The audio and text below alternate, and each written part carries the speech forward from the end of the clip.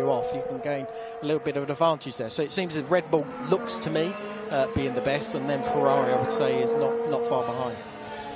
Rachel Brooks has joined us in the commentary box. Good afternoon. Good to see you making your way up from the pit lane. How good is it at the end of the pit lane when you get to see the practice starts like that? I think that's a phenomenal thing. It is amazing. It's one of my favourite places to be, and especially at testing as well, because you get so close to the cars, and you do need to put your fingers in your ears. People complaining about noise, you do need to put your fingers in your ears when you're that close to them, I can assure you.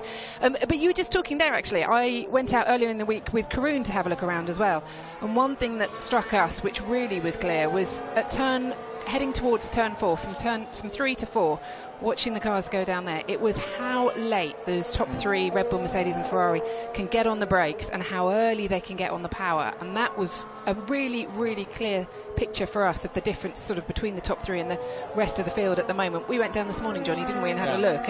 And you can, actually just standing there listening as well is amazing to actually hear when those guys can, how late they can leave it and then how early they're back on the power. Yeah, and it was slightly less clear actually watching it from I think from when we were there. There seemed to be quite a similar sort of pace going through the corner. But I know you were my personal assistant, weren't you? Oh, you want those times, when don't we you? were doing, well, we have a little bit of this sort of speed. We ran through a bit of the speed. So we were. You were a braver man than me calling Rachel your personal assistant, Johnny Herbert. Analyst. I think we came up with the word analyst earlier, didn't we? Personal assistant. I will stick with personal assistant. You haven't seen You're me not going to carrying hit me. his Put that belongings hand down. I think. But yeah, so basically we were sort of straight on for them coming out of turn 3, coming into turn 4. And the way that I was able to get the speed, there's a sort of a shade coming from the bridge that's going across, and that's roughly where it started to pick up. So it's just I think as they've sort of started to brake. So the speeds, I think, from very Which early team would on. you like? Well, if we do it with the Ferrari, that seems to be the car that we're all talking about. So bearing in mind that occasionally these cars came in and came out again, didn't they? Yeah, and this was about 11:30, about 12:30, something like that. So I think from that point they were doing longer runs, it looked like, didn't it? So they were trying to see the speeds they were doing. Well, the Ferrari started out sort of 153, 152, went up to 164. That was the top speed we caught for them, and then tailed off a little bit, 151, 151, 149, tailing off. The outstanding one actually through there, we saw quite a lot from the Toro Rosso, didn't we? But yeah, they were running light. No, they were running a lot lighter, and you could tell that as well. But it was quite slick it was. at the same time. And I think the Red Bull was another one. But actually, they were quite good as well. There was 164 was there. 162. So that was quite high. Now I know that's all going to be down to the brake, and as I said, the stability that you were saying that you could see out there with Karun. I suppose the biggest thing was actually then seeing that apex. We moved a little bit further round to get the apex speed of that turn 4. Now, if we do the Ferrari.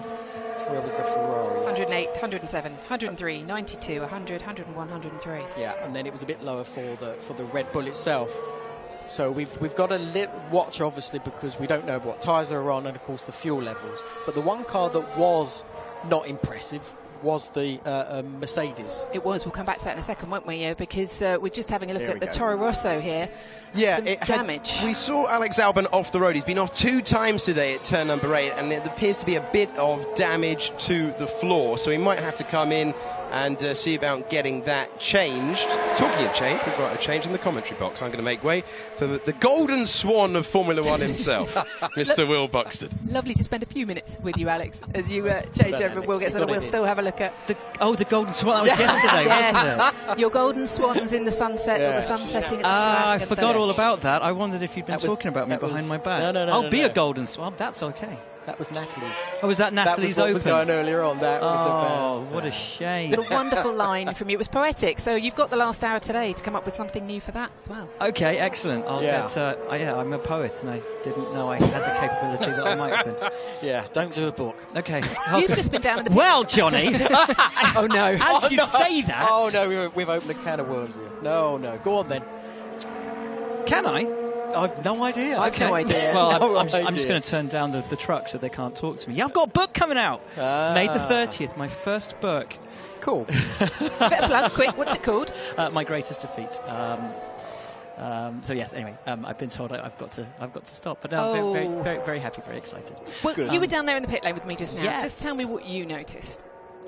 It's very sunny. It's very warm. It is. It really. warm No, for it really is. testing. Do you know what? It's the level of calm It is, isn't that it? exists at the moment, even down at Williams. It's just Yeah, so. it is. It's not placid, but there's no stress. There's no one's freaking out. No one's really worried. It seems like everybody has got their run plan pretty much where they want it to be. There is nobody that is at 6s and 7s, which I think is really quite astonishing. I think Williams sort of went through it. Yeah. They've got over it, but now but they're just doing the job that they were going to do as on we day were one. saying so. yesterday, we've had in recent history the Saubers, the Force Indies of the world turning up with the year-old car in week one of testing. Absolutely. Williams have got a 2019 car, albeit late, still here for the first week of testing, and that is an achievement in and of itself. Why do you think that is? All the drivers seem relatively happy with their cars already. I know you guys were talking about it, Johnny, in the last hour, about the fact that when we went to look out, none of those cars look bad. Usually you come to testing and you look and you think, oh, that's going to be a long year for them when you look at the car at testing. Why do you think everybody is at a decent level already this year? Johnny? I think it's the typical situation of Formula One is when we've had this sort of new formula in, what was it, sort of 7 odd years ago, where, we had Mercedes way ahead of everybody else. As time has gone by, everybody has been able to catch up. And they've been able to catch up because obviously they've been able to sort of look at what the other teams are doing. They only really have that winter time break to sort of get the cars properly sort of developed. And I think they've been able to do that in a way this year especially, because there was always gain to be made. With the Mercedes, there's less gain to be made. So their abilities of getting sort of different personnel in to be able to sort of adapt their cars in a positive manner has started to come. And it's always about getting the right people in to be able to understand what you're doing as a team, to then actually utilise that knowledge and then put it into the car itself. I think, Johnny, the word that you use there is the key one, which is adapt the car. There are not many huge leaps that many of the teams have made. We're looking at one team that has made a leap, and it's in that particular area that we just focused on between the front wheel and the side pod, which is very novel and innovative, and and they've spent a lot of time and a lot of work on it. And here's another car that is novel and innovative and different. But these are two teams that are pushing to get from the back of the grid towards the front. They've had to take the biggest risks, and yet they have produced good, solid cars. The rest of the cars out there, the Ferraris, the Mercedes, the Red Bulls, are very much evolutions on what went before, which is why I think we're seeing such dependable times, such dependable cars, and such stable cars as well. That it's just a push through of what we had before. Yes, new regulations with the front wing and the rear wing, but the basis of what the car is tried and tested. No, sure, but it's an opportunity as well for that mid-packer cars, and maybe some a little bit further as well, to develop a car in something fresh, and they all knew at the same time when it was going to be coming, so they all had the same time to be able to develop it, to get it to a point they're actually on the racetrack. Prior to this, when this whole formula started, it was Mercedes who were way ahead of the game. Yes. Way ahead of the game. So no one else really had a chance in hell of being competitive in the first couple of years. That's where it's sort of everybody's got better. Now with these new rules, everybody knowing at the same time and being able to have the same time and chance to develop it. And I think that's why we've got that little bit more of a tighter pack. As we always see, when regulations remain relatively stable, everybody sort of coalesces around that same design philosophy. And with Ferrari's high side pods, that seemed to be the design trait that everybody was going to adopt, everyone was going to go for. You see that there on the McLarens, very reminiscent of last year's Ferrari side pods, and yet Mercedes have stayed true to what their philosophy has been, which is the much lower side pod. And again, it's about, do Mercedes throw everything that they've based their last 5 World Championships on and start again with a risk? No, you stick with what you know, unless, as Johnny says, you are a team like an Alfa Romeo. Do the Alfa with that or front like wing. a McLaren bingo. You need to find something that will pull you up and get you back into the mix of fighting for the, at first, upper echelons of the midfield, and then into the fights with the Mercedes, with the Ferraris, and with the Red Bulls. And sometimes it will work. Like with Alfa Romeo, if they found that silver bullet.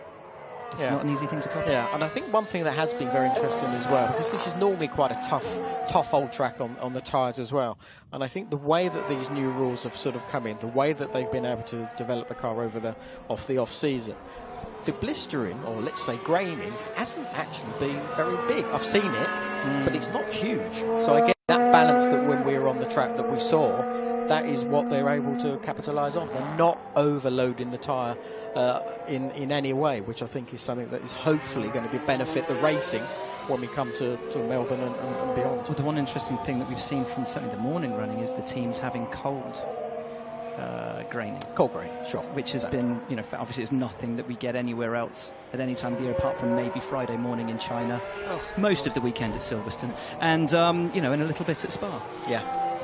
This Leclerc time, the 1:18.0, we've had a message from Karun Chandok talking about this very strong pace. That was the start of a 14 stint lap on the C3, and that's an impressive time. Yes. From him. Ferrari, although they're not showing their full hand, there are little clues here that this is a very good quick car this year. Again, Ferrari all 4 days, lap times within a couple of tenths of each other in the low 1 minute 18s, and for Leclerc on both days, day 2 and day 4, his lap set at the very start of a longer run. I think it was a 10 lap stint on his first day, so as Karun says, a 14 lap stint today. And then from that point on, consistent running. They haven't shown us their full hand. Again, that lap time set on the C3 yellow branded tyre, the times above the Ricciardos, the Hamiltons, the Albons, all on, I think, either C4 or C5, the red sidewall tyre. So there's an awful lot of time left in that Ferrari. And as Charles said over the lunch break, I'm not even trying. I'm not even pushing. And they've got, if the fears are to be believed and the talk around the paddock, Ferrari have got half a second in hand over Mercedes, all things being equal. Mercedes do seem to think they are a little bit behind, but they seem to not be overly concerned in that they think they know where to find it, but actually knowing where to find it and putting that on track is a different thing, isn't it, altogether? Absolutely. Yeah. We go back to when we were on track and we sort of have a look at our mid-corner speeds, and it's exactly what the Ferrari is able to do. Its actual speeds are higher than anybody else. They're pretty consistent in the run out there, 1, 2, 3, 4, it was 5, 6 laps I think he was able to do there, compared to everybody else. Except the Mercedes, unfortunately, who weren't out when we were there. No, unfortunately, we weren't out. And I was taking your notes for you. But they were heavy then, so they were heavy. You'd never ever get a true sign. But compared to everybody else, that Ferrari was able to do it every single lap that it sort of went round. So that does show that consistency is there, the ease is there, and that is where, like Charlie's saying, I'm not actually needing to push. So and that's like we've all coalesced around calling him Charlie. Or Charlie. Charlie's good, actually, He'd be a good Williams driver called Charlie, wouldn't he? Yeah. I think he's happy where he is. Yes. Yeah, I mean, particularly teams already. We've only just started. No, but it's good. It was just good to see. I think when we were out there, and it was good for you and Natalie just to sort of have a bit of an idea and see. And even you were able to notice the differences between the cars. No, it was. But it's good because that's a rarity, isn't it? So, I know you did it with Karun, but it's a good thing to see. And the other thing we went and had a really good look at was the rake, the difference in rake. And if you go to the straight between 3 and 4, you can, as they're approaching into turn 4, you can really see the difference between the Red Bull and the Mercedes, for example, or the Red Bull and pretty much the rest of the field. Yes. In terms of their rake and comparison. And that was really interesting. Renault's got a much higher angle. It has, it has. Well, it's interesting you sort of bring that up to what you were saying about sort of how development has gone. How long has it taken people to go down the route of Red Bull, who did this years ago? But they've done it in small increments. No, but no one else was able to take a long time. But also, in order to do that, you can't, on the Mercedes, you can't immediately put the same amount of rake on the car because they've gone for a longer wheelbase car. Oh, no, I get that. You've got to completely shift the wheelbase in order to make that whole philosophy. Yeah, the whole philosophy of the car. So, but where Red Bull's making it work brilliant, there's that oscillation on the rear wing again. They've put the T wing back on, I think, to try and level that out. What's fascinating for me with Renault is they don't have the S duct on the nose. So the Red Bull philosophy very much has the two. You've got the rake working in conjunction with that S duct on the nose. So it's really pointy. That front end is so dependable on the Red Bull. And Renault, particularly with Daniel there, he may want more out of that front end. He may want them to come up with an S-duct style thing so that he can get that confidence and not have an understeery car. Know that it's exactly where he wants it to be. Because for Daniel, as a great overtaker, he needs to know that when he hits the anchors, he can stick that thing on its nose, and put it up the inside of somebody. But that's also down to me, for what I can see with the Red Bull. Always had that sparky front end. Normally, it was sort of in a qualifying trip. Is they've got, to me, a very, very clever sort of floor mechanism that somehow is able to absorb that extra sort of load that it's getting when it's touching. I know we've got the skids on there that are supposed to help that. But that is something I think they've done very well over the last couple of seasons. And again, I think it's that front end, and that's precisely how you're going to get that, if you can run the car a little bit lower as well. And I think that's where all the others are trying to sort of think down the same line. And you see how quickly they lost that when the two were running a little bit too close together in Baku. Yeah, and sure. you know, and all of a sudden you hit the anchors, you've got nothing there, because you need that little bit of clean air to make that work. Yeah. Where do we think Renault are? Because they've definitely Barcelona. improved since day one. Since day one. And they have made improvements to that car. Where do you think they're sitting in the midfield right now? The key thing is talking to Daniel at lunch today and saying, look, this isn't a car that was designed, the gestation period for this car was not for you. It wasn't designed around you or your needs or your desires. Is it a car that you can adapt to you? And he said that every change he's put on the car has done exactly what he wanted it to. And so he feels great. He feels that this is a car that he can mould to himself and his driving style and get the most out of. Where they sit in the ultimate sort of pantheon, it's so hard to say, because we don't know. We don't know the level of fuel that everyone's running. We know that on the same type of tyre, they appear to be in comparable form to a Toro Rosso or a Mercedes.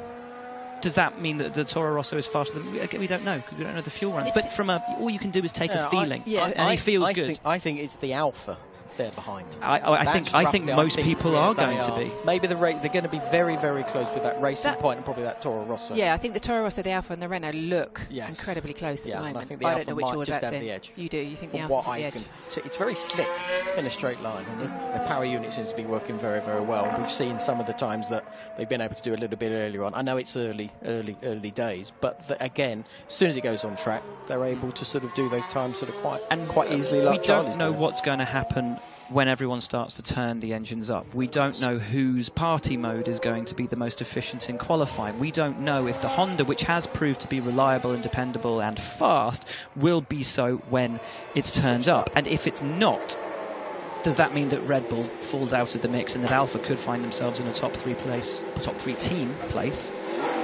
Again, it's a question mark that we don't know the answer to, and we won't know the answer to until we get to Australia. But Alpha, I think, could find themselves in that Haas position of last year, that we get to Australia and they are the fourth best team on merit, but they have to do what Haas failed to and take that opportunity with both hands. And I think that would be track dependent as well. So I think there'll be certain tracks that maybe that Alpha will be able to, sort of, as you say, be in that sort of fourth position. But I think Racing Point will be in a very similar position as well, because that car looks actually very handy as well. And that's not even the Melbourne spec yet. No. Of course, so much many stuff I know upgrades to go. I know. Can I just say, if you are of the persuasion to part with your money easily, you may want to part with some on Alpha getting a podium this season. Do you know what? I would first weekend, Really? I'd stick a quid on it. You know, why not? Big spender, Will. Well, you know. Hey, if the odds are like 500 to 1, if the odds are like that, I think I'll put 250 a lot on it. shorter than that. I think they'll be a lot shorter than that. I've got a wedding to pay for now. I can't go throwing away money on bets. Oh, have I might do that as well. Good idea. You've got get two married to pay again. for. Oh, yeah. Oh, no, I forgot about that one daughters. as well. Yeah, mine. Yeah, I was going to say, what the hell happened over the winter? I've done that many years. Well, if your Yes. wedding's anything like the parties you throw, then you need to put a lot more than that on to get it back. Yeah. But it's fascinating because it's good for us. It's good for everybody at home. I love the there's a fact little bit there of are an so unknown. many there and up there at the moment. I Yeah. love it. This is making us so excited for the season because exactly. you don't There's know what's going to quality. happen. But There's actually, quality they look out so there. much And closer. there's quality, which is great. And again, And the driver moves as well mean that you've got more unknowns in the the whole team. dynamics that are going on. We've got to see, these young drivers. I'm loving that. I'm loving sort of having George around.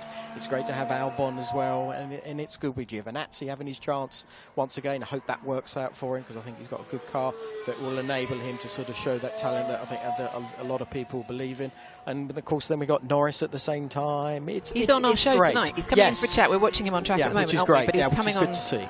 the review show tonight to tell us Been how impressive, he's found his actually, I testing. think, personally, from what he sort of did from the early days. had a weird one this morning. That little odd, slow twitch was a very odd. Yeah, off. sure. But overall, I think from himself, performances have actually been very good with, against Carlos, to be perfectly frank. We don't know exactly what the programs are entirely, but I think overall he's adapted to it very, very well. I was just having a think about McLaren and how potentially they have the most to prove, the most to gain, and potentially the most to lose as well this season. And they are going through a massive change.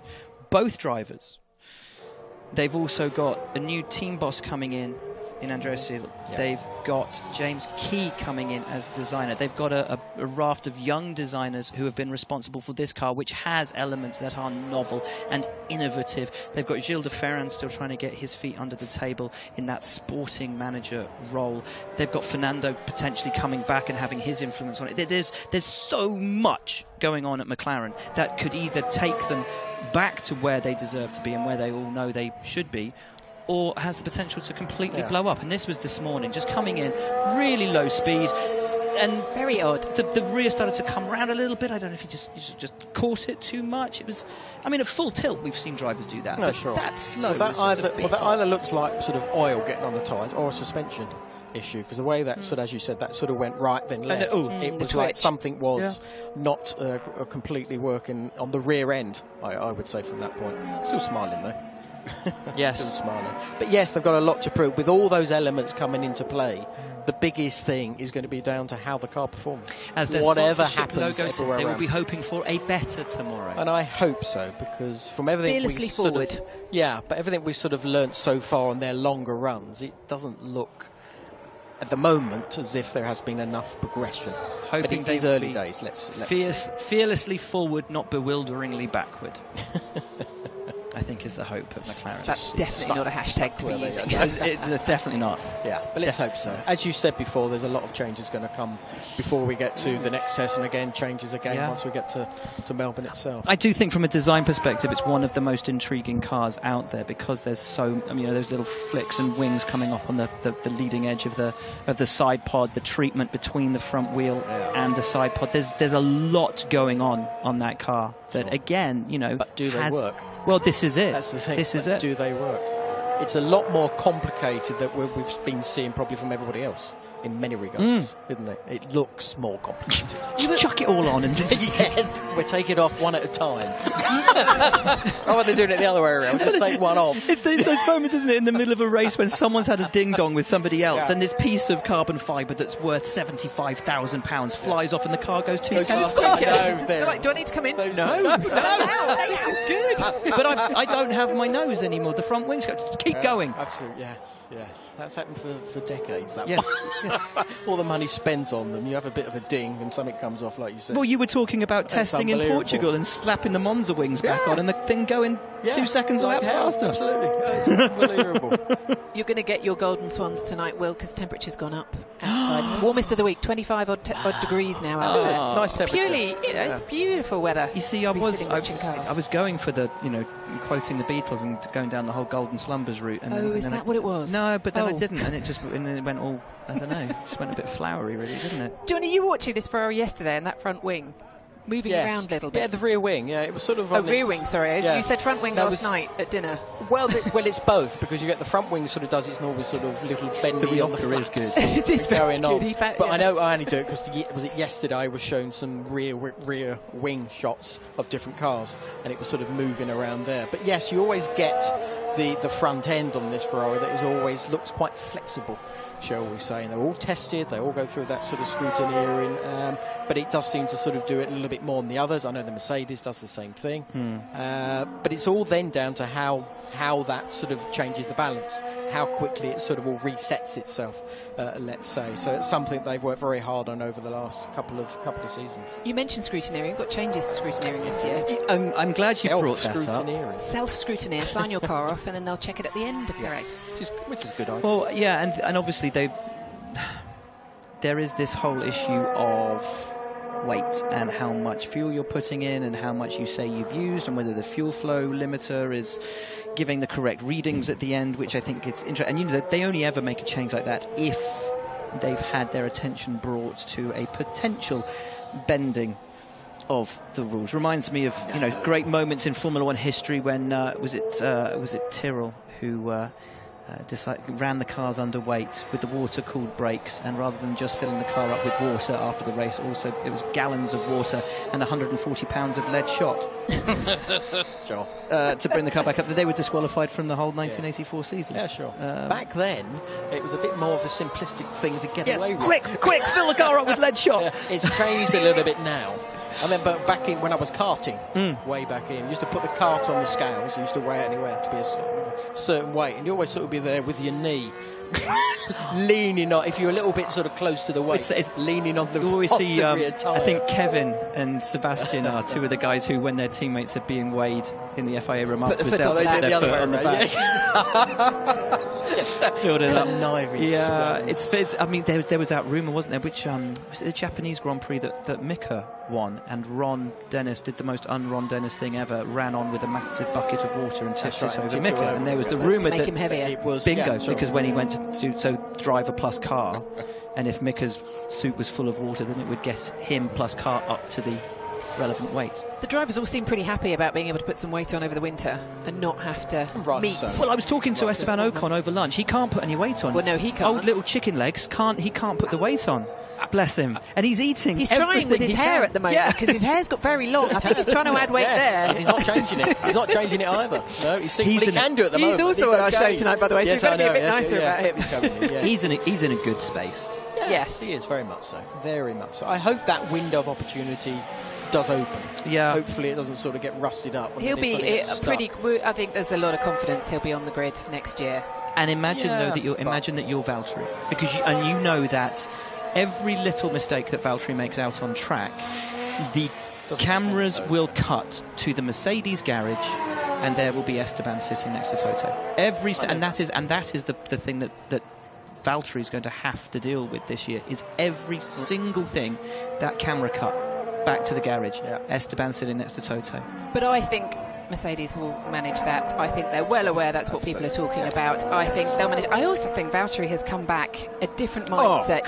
You spent some time with him over the winter. Yes. He's a different Valtteri. I think you called him Valtteri Mark II. Yeah. He looks mentally so much stronger. And it's not just a look, it's upstairs. Yes, it's in there. It's funny you say it. We had a little bit earlier on where they ran the interview, and it was exactly, I commented, it was exactly that. That seems like a very different character, which is good. Good for us, because we know how good he can be. You get everything, that momentum sort of going, and he'll be able to achieve it. And it all goes his way. Again, the early races last year. Yes, precisely. When Lewis disappeared in Bahrain for that weekend and Valtteri was on it, it looked like, with that car that was diva-ish, Valtteri was able to extract more from it, more regularly, more often, more consistently across a weekend. And post-Baku would have been leading the championship, and that would have changed. But as we've seen again over the last couple of seasons, where it hasn't gone sort of smoothly for Valtteri, it's the summer break. That's when there is a certain teammate on the other side of the garage who comes out absolutely on fire, and it's happened over quite a few years. And even when he was with Nico, it was happening. And for an Esteban Ocon to be able to see how either a Valtteri deals with that, or, as we were talking about at lunchtime, he said, I have learned in these 4 days so much from just watching how Lewis operates. He said it's been the most incredible education, and it's been less than a week. We'll come back to that thought in a moment, because Natalie Pinkham is down in the very warm sunshine of the pit lane here in Barcelona. Let's go down, Natalie.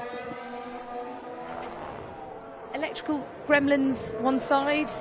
Are things looking better for you guys today? Much better. They changed several parts out twice, and then they finally seem to have found it was in some module. But no, it's running much better today.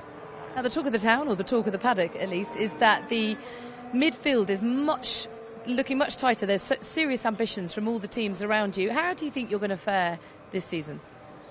Well, our car seems very stable. The drivers think it's very predictable. Well balanced. They seem to be happy with it, but it's hard to compare to other cars because you never know what fuel loads, tires are running, and we're all doing something different. And I'm sure that a lot of teams don't show their cards. Has anything stood out for you so far from this test? Perhaps reliability up and down the pit lane, or performance from, say, the Ferrari? What's kind of caught your eye?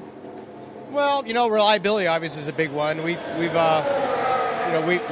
stopped on the track 3 or 4 times, so that wasn't good. But that does ruin a lot of your day. The good news is the weather's been really good, so I think we're gonna get a lot of testing in, and we're trying different things. I mean, these are all new front wings and rear wings, so. I think the good news is that the platform's very stable. We can do things with it, and we can get responses to it, and we're not trying to chase the car, off a turn somewhere. Great stuff. Okay. Enjoy the rest of your testing. Good to see you. Thanks for your time. Okay, thank you. Very welcome. Few troubles, teething troubles for Haas and some stoppages on track, but a big new sponsor, a title sponsor to the team, and well, when you look at the car out there right now, we know the Ferrari connection. We know that there is a lot of input there. Yes. But it does look like the Alpha is going to be the quicker of those Ferrari running teams right now. But actually by some margin, perhaps. And you look at these times. Kevin Magson's out there at the moment. He's managed to get 25 laps in. 9th quickest on the board, whatever that means. I mean, look, again, that's a very clear evolution of last year's car. There's nothing that Haas has done that jumps out at you and says, wow, they've been really bold with that. But that's how Haas have approached the sport from day one. Methodical, cool, calm. And what they need to do now is iron out the creases. They've had a bunch of very small but very similar issues curtail their run plans over the last few days. And that is, they're no longer the new kids on the block. They came in, they shocked the establishment last year. They want to try and do the same this year, but it's going to be harder. As Johnny said, as you've said, that midfield battle looks like it's going to be really, really tight, and they can't just rest on their laurels of saying, well, we're getting the pieces in from Dallara and from Ferrari, so we should have a good thing here. You've got to consistently up that game, push, because the guys around you are doing that. So yeah, they're going to have it's going to be a big shock for them this year, I think, after last year that was so successful for them. But we'll see whether they've got it in them to mount that challenge. Yeah, I think they're behind sort of the Alpha and the Racing Point probably at the present time. It's mighty close for sure, but the changes that will maybe be brought along to next week will change that. So there is so much on offer, I think, for that mid-pack to sort of make a great impression when they get to Australia. But it's going to be very tough for them because I think it's just going to be so tight. But that's great because that's what we want. We want these guys to be tight and racing each other. It's an interesting question, though, of if the opportunity presents itself, do you have it in you to make the most of it? Haas last year didn't have. Got to Australia. Yes. All of those points that they lost on that weekend. Yeah. Now, if you are an Alpha, you have got the team structure, the team management, the people on board at that place that have been there for years, as Sauber, as BMW, Sauber, as whatever. And speaking to Fred the other day, I said, if you find yourselves in the position that many of us think you may, are you ready to grab it? They and are. He just gave you that little, that Fred Vasseur grin and quickly changed the subject. But I think someone like Fred and someone like sort of Alpha with their now sort of relationship with Ferrari as well, they do move on. They don't just stay static. They're very clever and very good at moving things in a positive way. And that's where Haas has to sort of make that sort of extra sort of maybe risk. It's got to be an element of risk coming into play at the same time. Yeah. Have they got those right ingredients to be able to do that against the people sort of like Fred and Alpha, and even with obviously with Racing Point and Lawrence with all these investors that have come into play, because they are going to be more of a threat than they were before, as good as a job that they've always done. Yeah, that's all that detailing down there.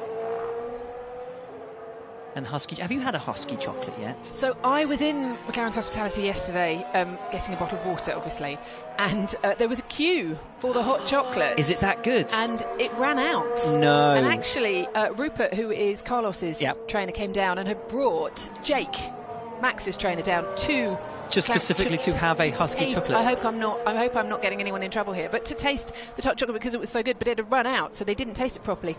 So Phil, who works in hospitality there, very kindly refilled it for them and served them with this hot chocolate that they seem to. Oh wow! Well, my wife might be listening in. Hi, darling. I haven't had one. You've had 10. I'm on a health. No, I am definitely on a bit of a health. Johnny, what's health the first drive. thing we ate when we were out on track this morning? That was you forcing it down my throat. My personal assistant didn't really do me justice. Natalie and I may have brought some chocolates out to the side of the track while we were watching the cars going around. Only had one. Anyway, but also, Will, some of the written journalists from Fleet Street were in there, also drinking hot chocolate. So I mean, they'll turn up to the opening of a paper bag. This is true, but it's always good to have something that hot chocolate and F1. It's winter testing. That's very true. Winter testing. There was a time, it was Baku actually, I think has been the coldest, where someone accused me of biting the end of my biro because my lips were so blue. They assumed it was pen ink all over me, but it was so cold. Really? That I had turned a shade of blue and had to go and get a cup of tea to warm up quickly. Wow. So it's not all glamour and sunshine in Formula One. No. Although at the moment, it's beautiful, isn't it? Just. You were talking earlier about Valtteri and Lewis. I just had a little look online at the odds, and Lewis is 1.9. Valtteri's 17 for the World Championship, and between them you've got Seb and Charles and Max. Charles ahead of Max for the World Championship. But I just find it fascinating that in the World Championship car, that's the situation. Right, we've got to go quickly down to the pit lane and join Natalie.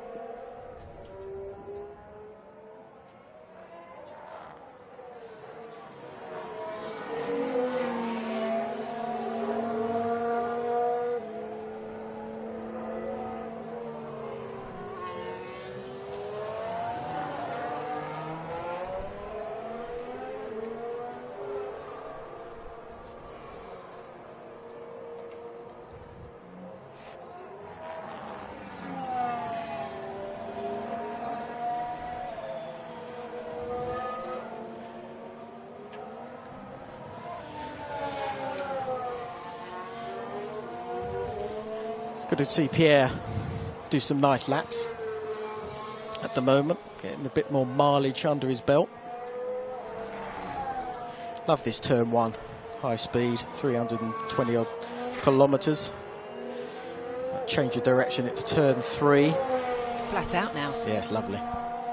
Michael's there. And they get to keep both hands on the steering wheel. How was it hurtling through turn 3, having to change gear with your one hand on the wheel? Again, brilliant, because it was a challenge. Yeah. And it was just sort of, just fantastic to get. I was very fortunate we had a good amount of downforce when it was proper flat out round that corner, and it was absolutely immense. And I think that's what gave you a tingle when you came to this circuit, because the challenge was so high. And I think it's still there now, of course, with all that torque that power unit delivers as well. Gives them a little bit more challenge, especially with the corners coming up, because the rear end is really scrabbling to try and keep itself sort of planted to the surface itself, and it's the rear end on that Red Bull. A little bit of a movement coming out of turn 10 there, but overall we've still been able to sort of put the grip down and into that final sector again. This is where I thought the rotation of this Red Bull was different from last year. There seemed to be a definite pickup of front grip sort of on the mid-turn towards a slower corner. So that may be something that is going to sort of really benefit them when we go to races like we have coming up, obviously first race in Australia, because you really do need a car that sort of changes direction, especially on those sort of long open sort of exit corners you've got. And of course when you come into sort of turn, I think it's turn 3, the right and left flick that you need to really have a car that responds, and it looks as if there is a slight change of dynamic with the front end of that Red Bull. There's nothing better for demonstrating it than when you go out there on track, side of the track, Yeah. as there, Johnny, to actually watch car after car after car and how they go through. Yeah.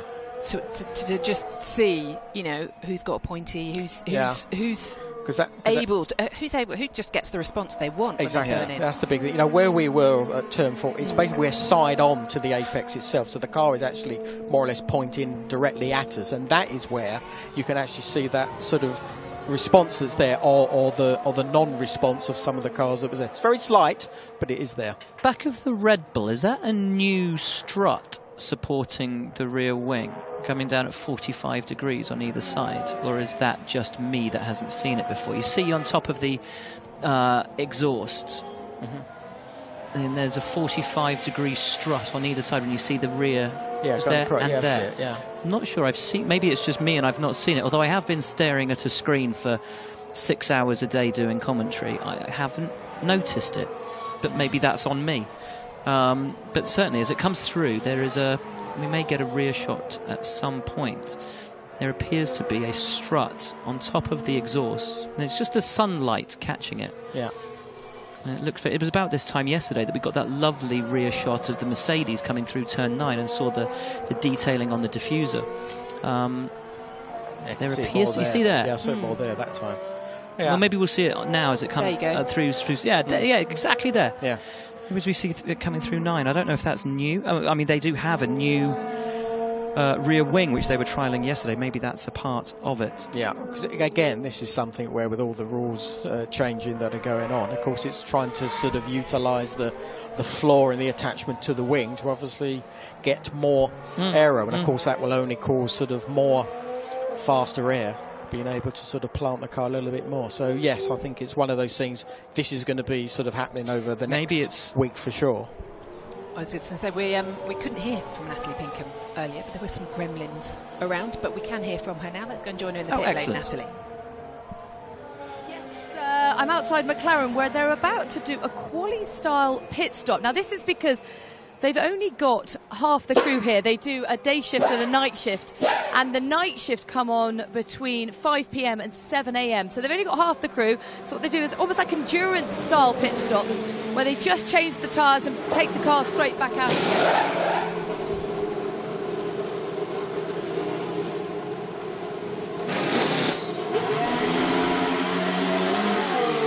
And there it is.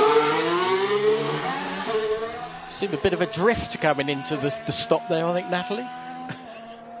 Something of a Formula 2 style pit stop in that you've only got one guy on each wheel. Yeah. It's good for the upper body strength, certainly. Good to put them through their paces. Go down I'm thinking about those struts on that Red Bull. There's been some reporting of potential vibrations coming out of the power unit, but I don't know what that would have to do with it. My thoughts on it is that if it's attached to something around the support structure at the rear, be it the exhaust or the crash structure, and then to the floor, perhaps they were finding the floor was being pushed down too much. Perhaps the downforce at the rear was too much and the floor was pulling away. Maybe they need to just hold it. I'm not sure that would be down to sort of a vibration. So if there no. was... I don't think the two are. I don't think it's to do with. Yeah, vibration. I'm not sure about this vibration. We looked neither really am I. hard, No. and we did, didn't we? And everything looks very smooth. Yeah, I think very the smooth. fear is that when they turn it up, right, because it's so tightly packaged, they may start to experience some issues.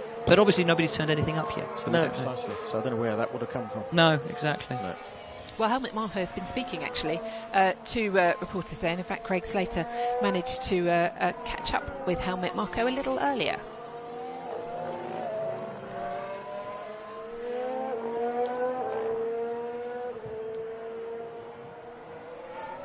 With me, Dr. Helmut Marko, who runs the Red Bull Racing Programme and the Driver Development Programme, who's been on track quite extensively so far this week, Dr. Marko. Better weather, so are you getting... Is it useful track time we're having, more useful this year? Yes, definitely. You remember last year it was snow. This year the temperatures are okay, a little bit cold this morning. But so far, if I talk about Red Bull Racing and Toro Rosso, we had a very good time. The engine is reliable, and I would say we never had such a good preparation for the season for both teams. Can you say you'll be no worse off, you think, with this Honda engine than you would have been had you still the Renault? I mean, it's a new period. We don't look back, we look forward, and it's a very good relationship. And the concern was, of course, reliability, and so far there's not a problem at all.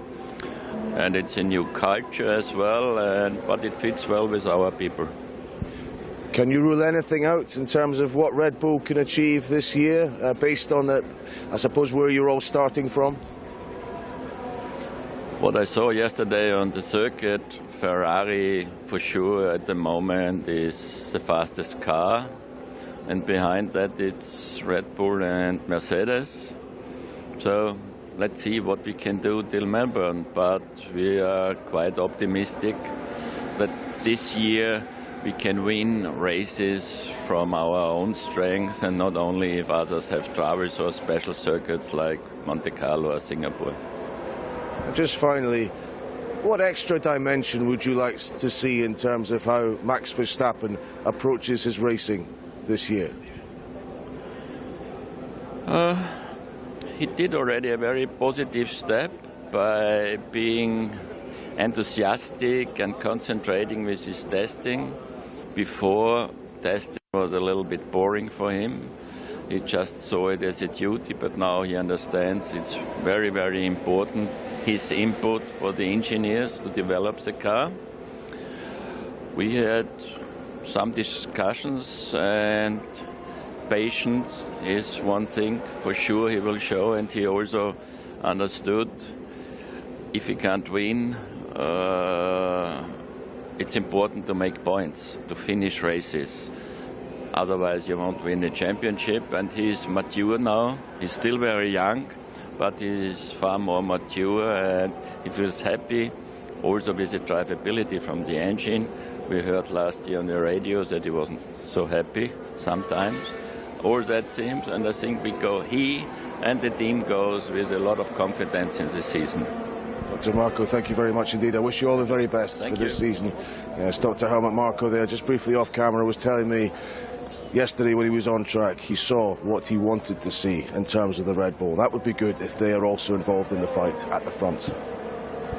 Interesting. Helmut Marko, I mean, it wasn't the longest interview in the world, but wow, did that say a lot. I mean, good to hear. Engines reliable. Never had such good preparation for both teams, for Red Bull and Toro Rosso. No reliability issues and a new culture. I mean, let's take that with a pinch of salt, shall we?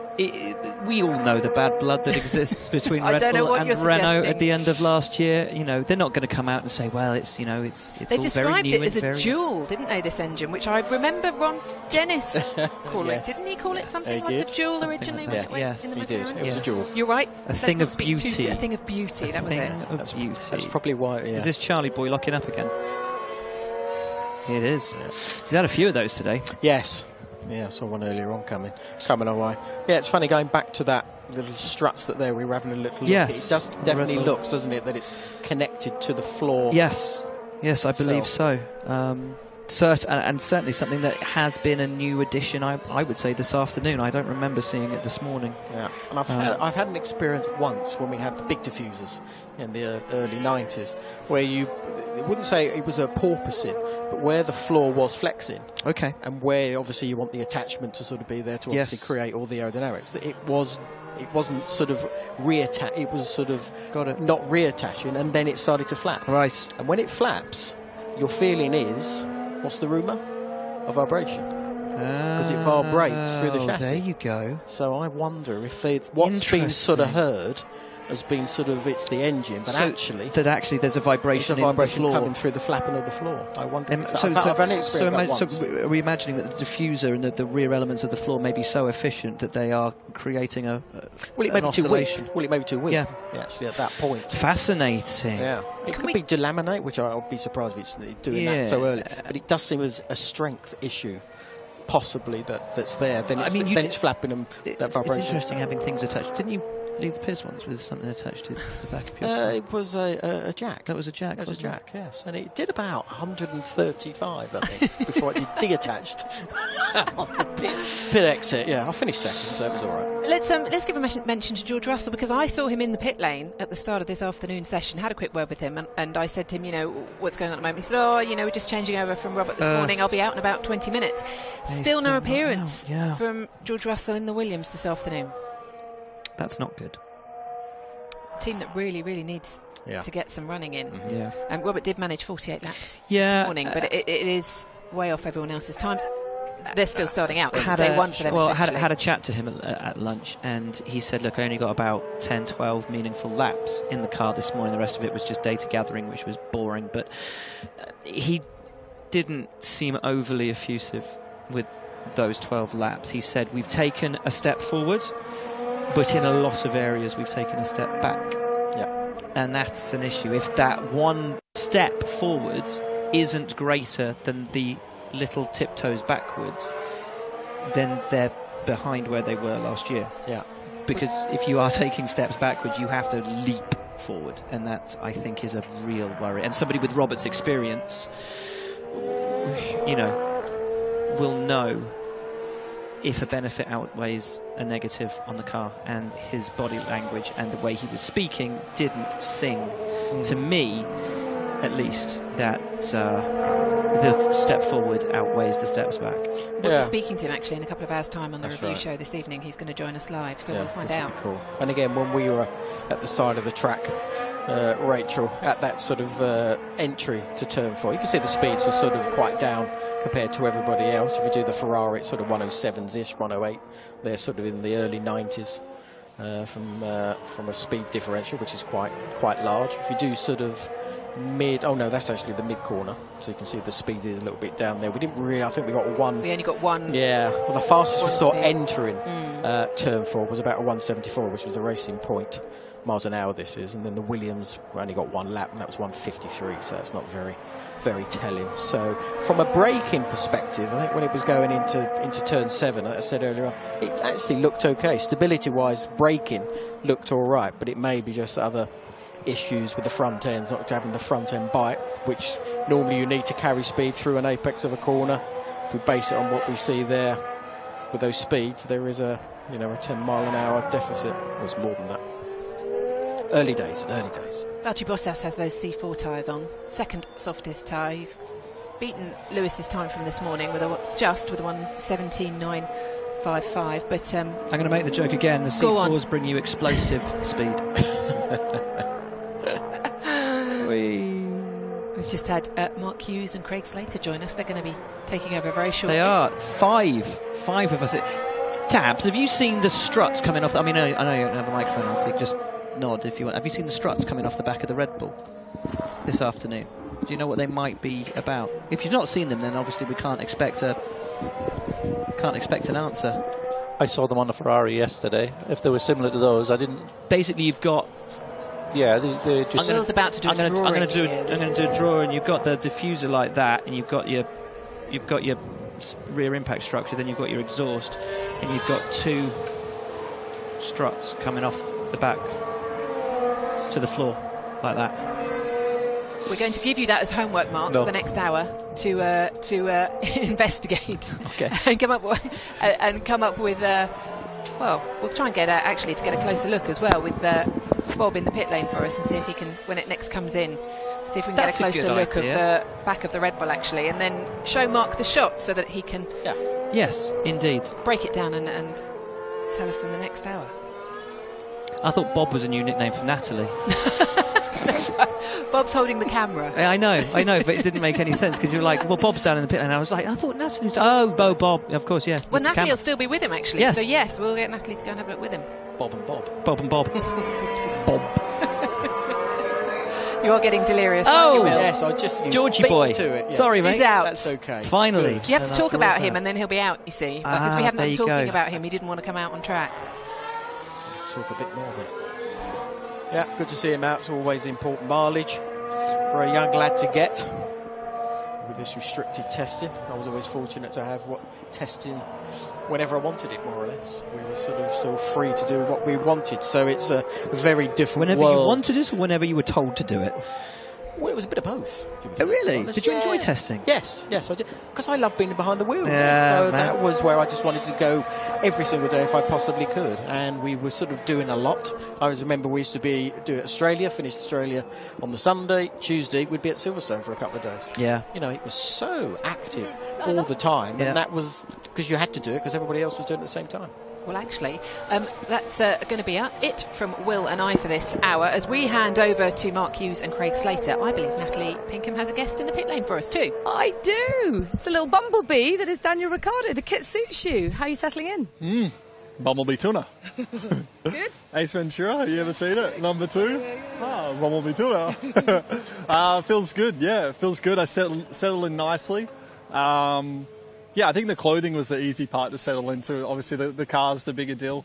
But it's been all right. I've had 4 half days now. So it's been, first week's over. It goes quick, but I'm glad because I just want to get to Melbourne already. I was going to say that time is going to fly. How are you feeling about heading to your home race with your new team? Excited, yeah. Just, regardless, I'm just obviously excited to go racing and go back to Oz, get some heat. This morning was so cold on track. It was freezing. You are ridiculous. It is an incredible day today, and you're still complaining about the temperature. It's gorgeous. Now it's all right. But you're 18 layers on. I know, I got a few. Everyone else is in T-shirts. Actually, Lando went off this morning. It was still probably 5 degrees outside, and he's there pulls his suit down. It's spot the English kid. But no, it's good. I'm excited. Yeah, it's been a pretty smooth week so far. We had smooth. Everyone's like, what about the DRS thing? Yeah, I had the little DRS thing, but other than that, it's been pretty good. Well, you say little. It was quite a scary moment. Yeah, it's all right. Scary for some. Yeah. And what about your teammate? Getting on well already? Not at all. Yeah, still like him. He's all right. Yeah, he's actually we haven't because we've been splitting the days. He kind of does his debrief when I'm on track, and then also. There's a little bit of interaction in the debrief at the end of the day, but he's doing the bulk of his work when I'm not, and I'm vice versa. So we actually haven't spent that much time together. He's just gone out, actually. I'm just hearing. Yeah, I heard that. Yeah. That was him, right? That was him. But no, all good, all good. Are you avoiding each other, is what you're saying? Like the plague. I think you need to go for a bonding session. I think you need to take him out for some tapas tonight. I'm sceptical. I think me and Max did too much bonding. Red Bull got us to do too much bonding, so trying to back off the bonding these days. Why does that change things? No, You just make it. We just did a lot together. Okay. Got sick of him. Listen, all the very best. We'll be looking forward to seeing you at your home race in just a few weeks' time. Yeah. Enjoy. Coming up. Thanks. Is everyone having fun? We are having a blast. It's actually cool. There's proper coverage for testing. I think that's awesome. So I'm glad you think our coverage is proper. Yeah. Thank you. No worries. Bye then. See ya. You can go now. Nice and relaxed, isn't he? Yes, it's good that from Natalie. And I just echo, it's Craig Slater here, everyone. Good afternoon to you all. Lovely to join you. I'd echo what Daniel Ricciardo says. I think this live coverage of testing, which I asked myself, how would it be, really has improved the conversation around everything. The fact that we can see how the cars are, as well as analyse the bare data, really has knocked things on a little bit. But I suppose there's a starting point. Mark Hughes, who I'm sure will improve the conversation from a technical sense as well, and maybe give us a little bit of an insight beyond the bare numbers that we can see on our timing screens as well. There's that Renault team, which Daniel Ricciardo has joined from Red Bull. High up in the timesheets today, Ricciardo has been. You've been doing a little bit of number crunching, Mark. Let's take a look at some ideas of outright pace and where the pecking order is right now. What have you been able to deduce?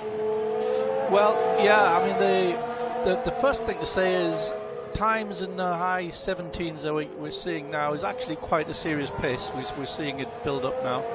I was talking to Daniel earlier on today, and he was saying, to do a high 17s, you're flat through turn 3, you're flat through turn 9, so you're not messing about. If we take the offset between the tyre compounds that Pirelli have given us, the quick time that we see for Alex Albon and Daniel at the first two positions set on the C5 compound, which is the softest one we're seeing. If you do a little bit of offset and correct it to all the others, the Toro Rosso would be around about 4th, 5th place. The Renault and Toro Rosso are around 4th, a little bit behind the best we've seen from Alfa and McLaren. But the top 3 teams are the top 3 teams we saw through last year. What order? Well, the order looks quite clear actually. In that, What do we pick up on that Helmut Marko interview? Because he spent 3 hours at the track looking at the cars. Normally, when I pose these questions, as you do, hopelessly to people expecting the usual bat away, we'll find out when we get to Melbourne. No, as you've heard on, a little bit earlier on this broadcast, Helmut Marko, Ferrari clearly quickest, ourselves and Mercedes in pursuit. Does that back up? Absolutely. Your data back that up? That's absolutely how it looks. It looks like Ferrari have got maybe 4 or 5 tenths of the rest, and Red Bull and Mercedes very little choose between them on raw outright pace when you do the corrections with tyres length of the runs. And out on track it looks at Ferrari just looks very, very manageable. And what I particularly noticed this morning up in the final sector but also coming out of turn 2 is that Charles was able to get earlier on the power than anybody else. So he was maybe going in competitively quick, but the car just seemed so balanced and was giving him such a good message. He was earlier on the power and he was shooting out of there faster than any other car on the corner exits, and that seemed to be where it was making its time up. It seemed to be, it seemed to be able to accept full throttle earlier than the other cars, and it does just looks as though they're able to take liberties with it and try different things, the drivers, and it just lets them do it without. It seems to have the ability to sort of, you can really sort of almost throw it in. But you have a front end that then responds, then it rotates, and then it gets out, like you say, and they get it on the power very, very early. Red Bull's similar, but not quite as sort of dynamic as that Ferrari looks. When I look at the Mercedes, it just looks heavy. That's the first impression you get. Although it's responding okay, it's very heavy. Yeah. And that seems to be, I think, the case with probably the fuel that it could just be that it is actually physically that's what I mean. And so we might not be comparing like but visually that you can see it. Yeah. The others you can't. They're more similar. Exactly. So when we say Ferrari's the fastest by 4 tenths, it's with the caveat that we do not know that they're running the same fuel. It was curious, and I'm picking up on that in Leclerc's media briefing today. He observed that others may be sandbagging, he said. Now, I thought that wasn't necessary. Well, what I thought was significant there was it perhaps implied that Ferrari were doing less of that. So are we seeing... And that would feed into what you've just been discussing there. But picking up on this young man, I have to say, after the start he made on his first day on track, I can't recall a rookie topping a timesheet in pre-season testing in the years that I've been coming to these winter tests. And it'll be a tremendous confidence boost for him, who was amongst the latest to get a seat on the grid for 2019. I spent some time with him on trackside yesterday as he was observing the lines the drivers were taking. He seems a very studious young chap, and he really does look as though this is going to set him up well, isn't it? Yeah, it is. I mean, it's the guy's junior career has been pretty stellar. Yeah. He was in karting. He was absolutely the man. So I don't think we should be so surprised if it translates in Formula One. So there's lots of guys that have looked stellar through the junior careers that haven't quite translated it. Van Dorn's one of those. Exactly, yeah, absolutely. But he's a guy that's shown immense amount of promise, and he's a very exciting prospect, just as exciting as far as I'm concerned as George Russell and Lando Norris. And he just had a slightly sort of different latter part of his career, especially he was on the Red Bull program. Yes, and he got dropped out of it. But then this is where I think his mental strength was very good, because he was able to go back into F2, and especially last year, deliver some really good racing, but consistently as well. And I think that has enabled him to sort of get back which is great to see in a Formula One car for the very first time. You need to be with mentally Red Bull. very tough if you're going to make it in Formula One. Yeah. And so, yeah, okay, the Red Bull Junior program can be ruthless, but it's a ruthless sport anyway. So, you know. Indeed.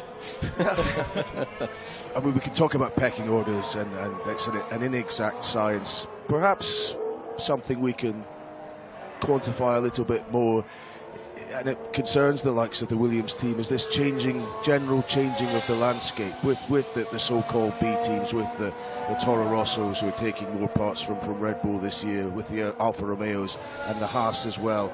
And we've seen these B teams near the top of the timesheet regularly this week, and it's into this climate that Williams are desperately trying to fight their way out of the tough spot they're in. How much harder an ascent back to respectability is that making life for Claire Williams and the team there? You're right, it is making it tougher. The likes of Haas and Sauber especially are benefiting enormously, and it's been a very hot topic for quite a while now among the disadvantaged teams.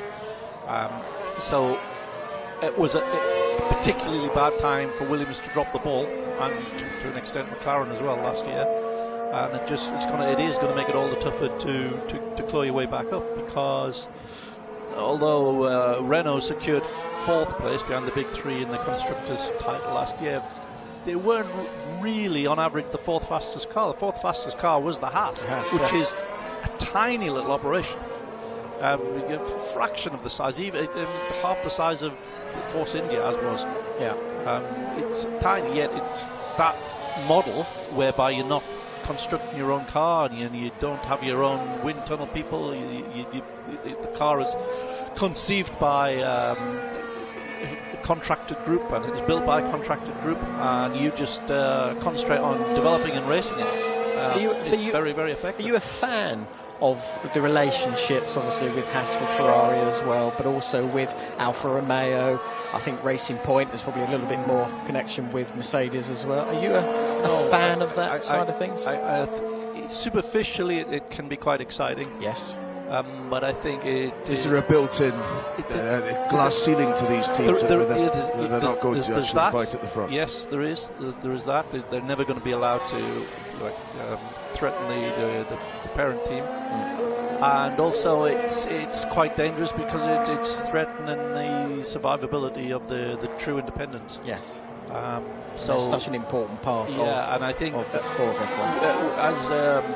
as Liberty are built-in glass ceiling to these teams. They're not going to actually fight at the front. Yes, there is. The biggest challenge. They're never going to be allowed to even threaten more than the parent team challenge. And also, it's quite dangerous because it's threatening teams to prevent.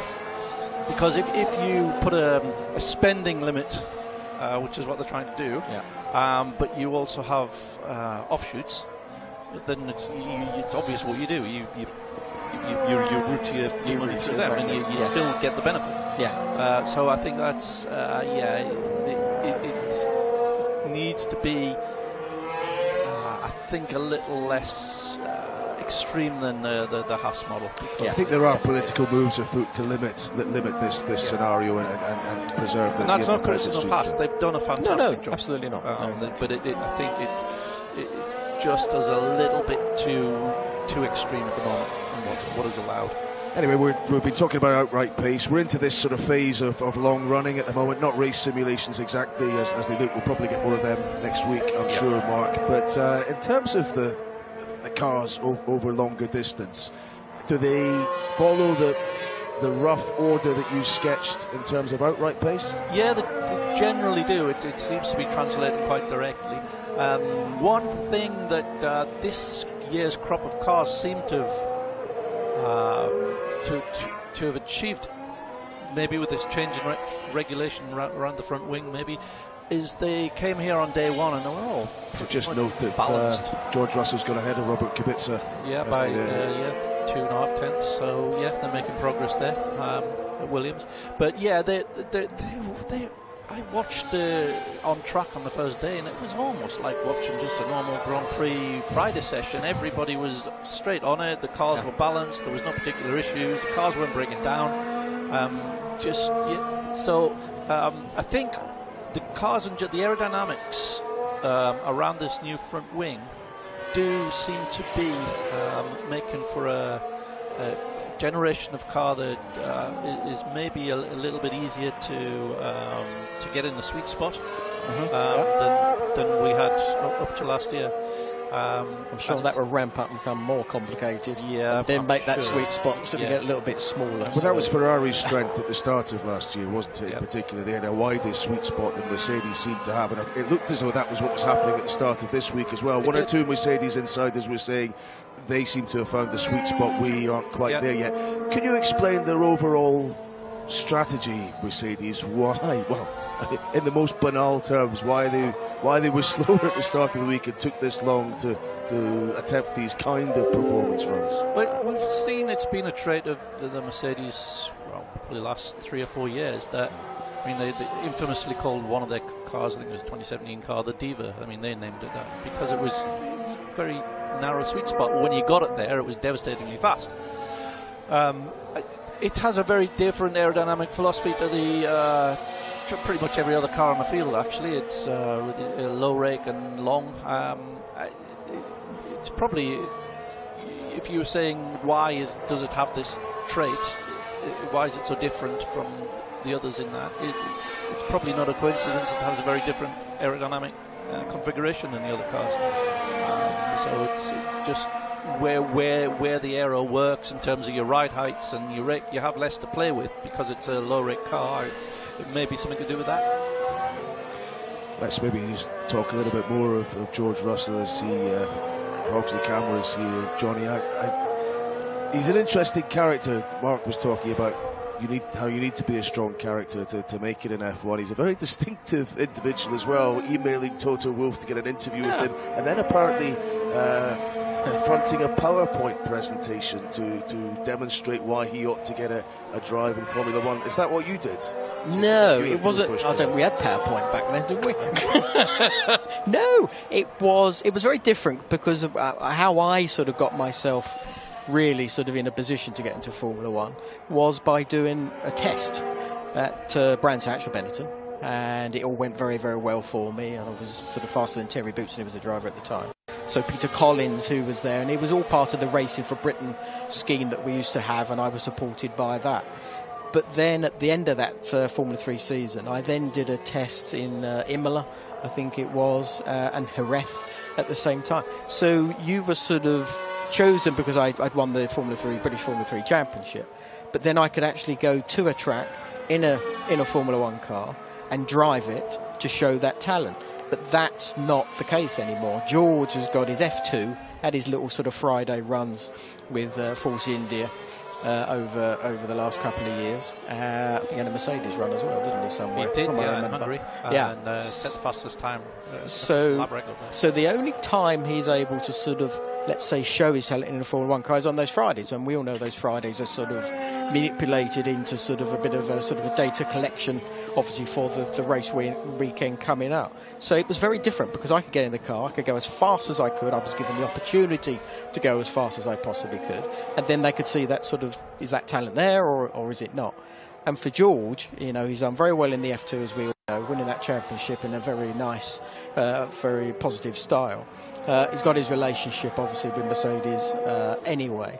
But the way that he's been then able to sort of make moves to sort of, like you said, go there, do this presentation effectively. I am the man. He's a charmer. He's got personal charm. Yes, but I think that is a very determined young man that wants to get it, like all the others. Lacked that quality, those personal qualities. Sorry? Some people have lost out in terms of drives. Yes. They've lacked those personal skills. Absolutely. And I think it's really good because I think when we talk to him, he's an intelligent lad. He's very eloquent when he talks. He knows what he wants, and he seems to know how he needs to get it. Now he's got the opportunity in Williams. Okay, we're going to have to wait and see exactly where they are as he does his first sort of green sector 1. He's more than capable to be able to do the job. So it's very refreshing again as a Brit. Yeah, I think Ferrari are about to come out again. Yeah, there's the scene in the garage there. All the smoke bellowing out. Yes, not quite such a... Well, it's getting back to shades of this time last year when it did feel like a kind of smoke screen they were sending out when they came out the garage. But still doing they've had an impressive start. But while we've been talking, Valtteri Bottas has gone ahead of Lewis Hamilton to post Mercedes' best time of the winter. I just want to take a little look back at some of Lewis's what appeared to be lower fuel runs this morning, one of which he got into a little bit of traffic and was involved and had to back off a bit because he encountered Robert Kubica, who was circulating rather slowly. But Johnny, talk us through this and how you think the car looks in terms of its balance. Well, again, going down towards turn 1, 320 or so kilometres as we go down there. Braking stability is always important, but change of direction for turn 1 to not run too wide towards turn 2. So as he turns in, you can carry. It's always important to see where he gets on the throttle. Flat out, yes, lovely, and a shift to make it even faster going towards turn 4. This is where we can see the difference in the front end. Bites up, picks it up beautifully. Little bit of a kick going on there at the rear end. But as he exits 4 into 5, turns in lovely there, using all the curb, a little bit too much maybe. Car didn't like that too much. Really tricky to get the front end to turn, to get on the throttle, but you can see that Mercedes really reacts flat out through turn 9. Oh, isn't that nice? That's so exhilarating. Two best sectors, I think they were, these two. Yeah. Two purple sectors, in effect. Sure, and then it's this left-hander, and it's this left now where the rear end can sometimes sort of step out. There you go. He does step out on him. That's not probably the perfect balance that he needs. This is obviously coming up and where he gets sort of blocked from that point of view. But overall, little bit of a rear end movement in the mid corner at turn 4, and then we actually saw it again on that left-hander where the back did actually kick out.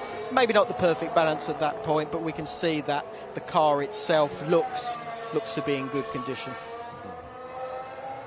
That's testing. That's just the way it is sometimes. Yeah, Lewis saying he trusts the team to develop the car, even if they don't necessarily start the season in front.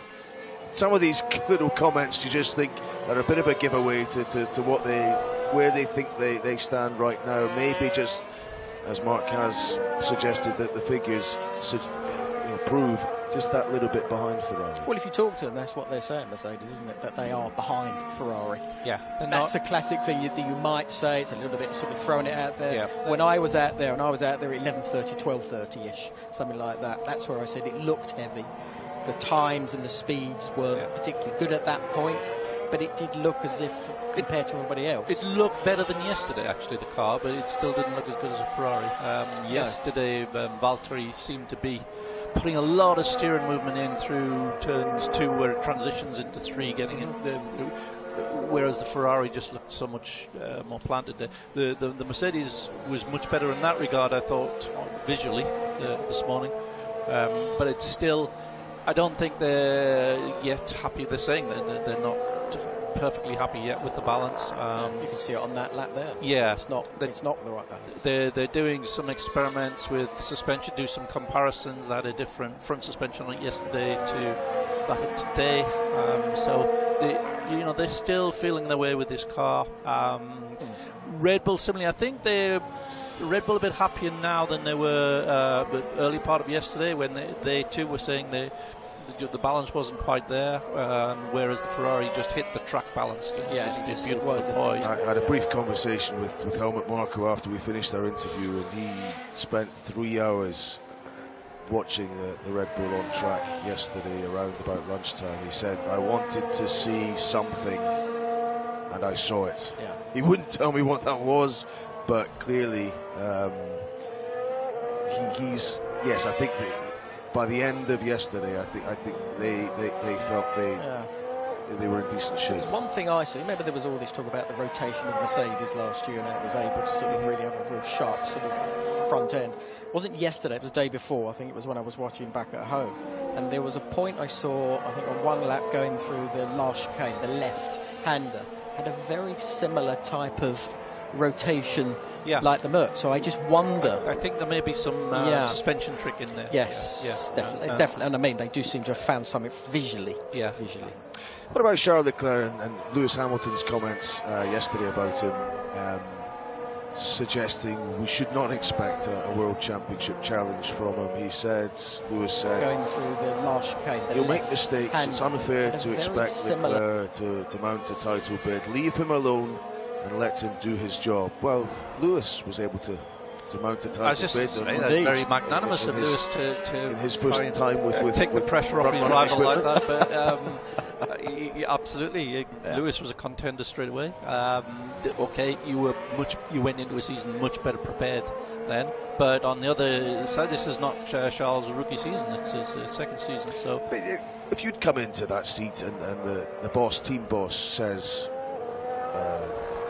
Sebastian Vettel is our priority in certain circumstances. He is our guide, was the word he used, or goalkeeper almost, I think was the Italian equivalent in terms of our bid for the championship. Would you have felt, oh good, the pressure's off, or that rather holds me back a bit and inhibits me? Yeah, I don't think it's not pressure off, because I think it's more pressure on, because obviously that's where they're sort of put in. Well, you're not expected to no, fight but they're putting their whole might around that one driver, and it's almost like, well, you're sort of not quite at the moment, you're not part of that, but I think you have that sort of determination. I know, and I brought it up before, that Nigel Mansell, that's exactly what Nigel was like with Alan Prost when they were together at Ferrari. There was that sort of relationship. It was almost like Alan was sort of number one, but so Nigel do you have to immediately one. assert yourself, and is that the point? You just do your job, and then if your job is good enough, then that sort of actually changes the mindset of the people that you're working for. You can change it as a driver. You can change that dynamic just by doing the job better, doing the good job, regardless of what your internal stature is. Yes. You can change that. So nothing changes on that front from his perspective, and from what he's done so far, jumping in the car that looks, as we've all said, very good, sort of straight out of the box. But he's done the same thing. He's not going to Ferrari thinking I'm just going to be Seb Sapol. No, in the way that Kimi was. Yeah, he will be going in there absolutely determined to make his own mark, but within the constraints of how the teams operate. Yeah, but it slightly tempers the. I suppose there was a bit of noise when he was put in there, and Kimi, Sebastian's friend, was taken out along the lines of, and I think it was Jenson Button that made the remark: if Charles gets in amongst it with Sebastian, then clearly Sebastian will be seen as on a kind of sticky wicket at Ferrari, and perhaps the yesterday's man to a certain degree. But I suppose Binotto, in making those remarks, has at least got behind Vettel because that position, there would have been some questions about Vettel as to why are Ferrari not quite fully getting behind him anymore. Yeah, but I think it can help. It can make both drivers almost sort of up their game as well, because I've seen that in the past. Yes, if they prove very, very closely matched, then neither one of them necessarily. Well, I suppose what I'm saying is, if Binotto had come out and said they're both equal number ones, that's a downgrade for Vettel, isn't it? So he'd be on a kind of a negative to start the season. Yeah, sure. Yeah, but he can respond to that. It's within his hands to respond to that. So, there's been lots of throughout the history of the sport. There's been lots of examples where a driver comes in and then changes the perceived. Well, let's do Mika Häkkinen qualifying Portugal without Senna. What about this young man who we're watching at the moment, Gasly? He's got a similar task in a sense, hasn't he? Perhaps even a more difficult one I'd say a more difficult task, to be get on equal terms, I suppose, and equal favours. You get the sense that even Helmut Marko doesn't really believe that Pierre's going to seriously threaten Max. So again, it's up to Gasly to change that perception. Whether he can or not, I don't know. It's one very tough ask. He's a phenomenon, and he's totally entrenched in that team, and the team is built around him.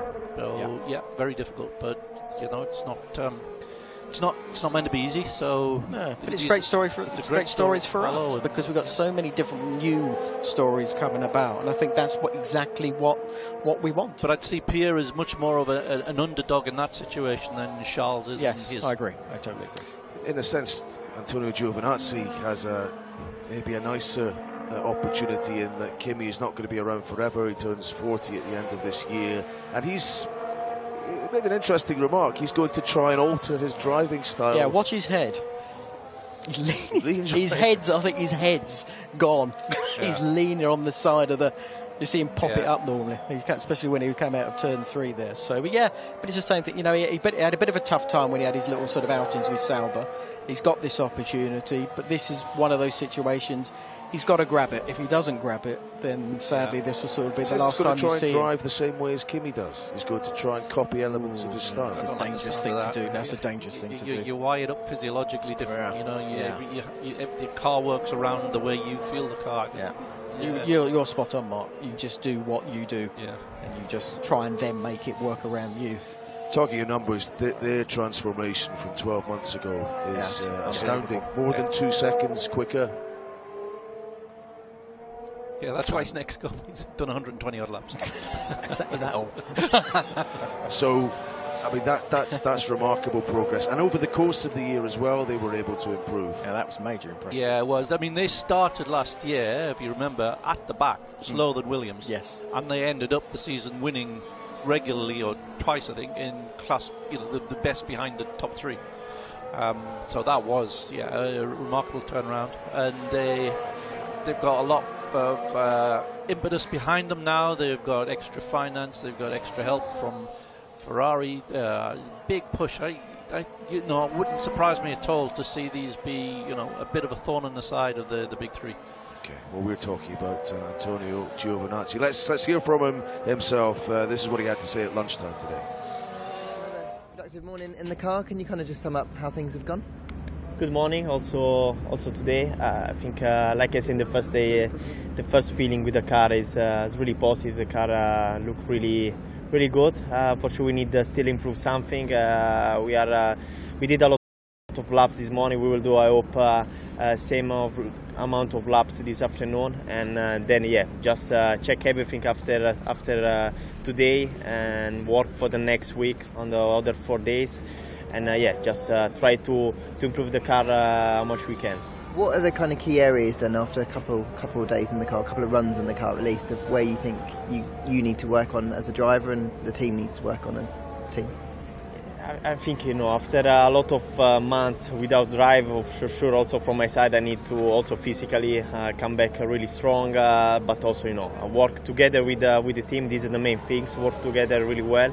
We are doing, I think, a really good job, but we need to keep working on this and try to improve the car how much we can before Melbourne. And how much are you just enjoying being in the car at the moment? Because it's been a long winter and you've obviously got this massive opportunity this year, full-time contract. How much are you enjoying it? Like I say, the first day, for me, the first morning was like the morning before, going to Christmas. So I'm really enjoying a lot. It was a dream came true when I knew back in October that I will race here this season. And now I'm just enjoying the moment. I'm really happy to drive the car, the best car in the world, the Formula One, and to work in a good team like Alfa Romeo Racing. And then what about working with Kimi as well and all that experience that he's got? I think Kimi is the best teammate for me to start the season. My first season in F1 can be a good teacher for me, but also a good reference during the year. This is what I need to do. Keep really close to him and then work together really well and get the best result for the team. Perfect. Thank you very much.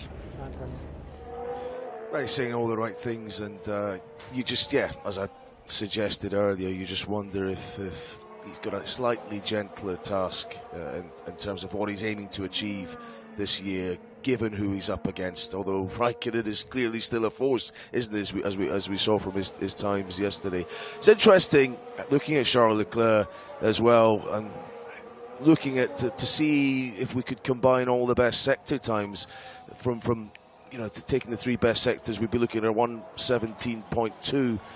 I read an interesting stat about Leclerc recently that in terms of qualifying, he was perhaps amongst the worst, if I could call it that, in managing to link put 3 good sectors together. I think Vettel leads the statistics in that area, but it's rare that Leclerc could put his 3 best sectors together in a single lap. I suppose that shows there's still progress to be made for him, but that's the sort of thing he'd be looking to work on. Yeah, it's about, a lot of that's to do with managing the tyres. Even on a qualifying lap, you sometimes have to manage the tyres and work out how much to take out of them early in the lap and where the trade-off is. So that's a lot of that. It's just building up with experience. A young driver will always be more inclined to just try to push beyond, just to see if there's anything more there. So there's probably a little bit of that too. But I wouldn't expect to see it as a pattern. It's just how a young driver tends to compare with an old established hand. Yeah, I think it also comes to sort of when you have those elite drivers, they're the ones like Lewis are able to sort of just pull it out the bag, or Ayrton used to do, Nigel at the same time. So there are those ones that are always there that just have that ability to pull it out of the bag, and that's sometimes what you come up against. I remember coming up about Michael, exactly the same thing. He was always able to dig deep and always able to do that because they just had this unbelievable amount of confidence, and that's what you're up against sometimes, and that's what Charles is up against with Seb and Valtteri. Obviously the same thing with Lewis. Those guys are there for a reason, and I don't think you should underestimate just what a tough barometer Seb is. I mean, obviously he's a 4-time world champion, so he's got a certain status, but because he had a bit of a rough season last year and made a few key errors, his stock's a little bit down at the moment, and Charles is very high because he had such a great rookie season. But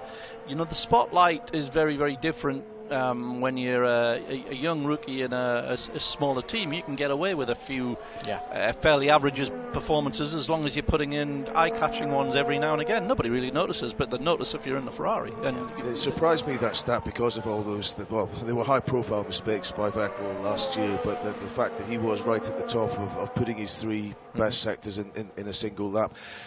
Look at the Red Bull and the Toro Rosso. It struck me as well today, in the last couple of days, a lot of the senior aerodynamicists have been here. Adrian Newey's been here for a couple of days. Dan Fallows as well, who doesn't always attend the test. We've had these aerodynamic changes. There was a thought that it might cost them more performance than anyone else because that's their traditional strength. What do you think? Well, I mean, Red Bull were anti going in this direction for the new regs. This was more of a Mercedes favoured route. So I mean, Red Bull felt aerodynamically they'd cracked it with the old format. So I can imagine that they are a little bit nervous that there's been a bit of a reset, not to their advantage, but very, very early days yet. So they're still knocking on the door, and I wouldn't imagine that if they are off a little bit at the moment, I wouldn't imagine they're going to stay off for very long. Because Toro Rosso are transferring one of the technical director, James Key, to McLaren. I was expecting some kind of an announcement, actually, of a start date for Key. That's the one issue you might have with this revamp that McLaren it's ongoing. But presumably his vision needs to be imparted to the car. Pat Fry apparently has made a real impression since his return there, but it is clearly going to take time. What about the management structure there and how it can evolve? It's in a state of transition, isn't it? Because they agreed to take James as a new technical director halfway through last year, but the garden leave means he doesn't join until we're probably going to see him in one of the early races of the season. And also we have Andreas Seidel joining probably from the Spanish Grand Prix, and he's effectively going to be running the show at the track. So until you get these guys in place, you don't really see a direction that the team is going to go in. So they will be bringing their own philosophies and their own way of working, and how they work together is going to be crucial to how fruitful that all is. So I think what McLaren realistically is looking for from this car is just to return to some sort of respectability after the very poor performances of last year, particularly lap. Do you think it has? From my knowledge of what we've seen so far, it hasn't quite. It's not got where it's almost like where it was. Well, it's maybe not far away from that. Yeah, maybe. I mean, there was one run that Lando did on Tuesday on the hard tyre, which was actually very good, but it doesn't seem to have translated anywhere else. It's not been repeated, and doesn't look like it's translated. Too much in drag the the car, Mark.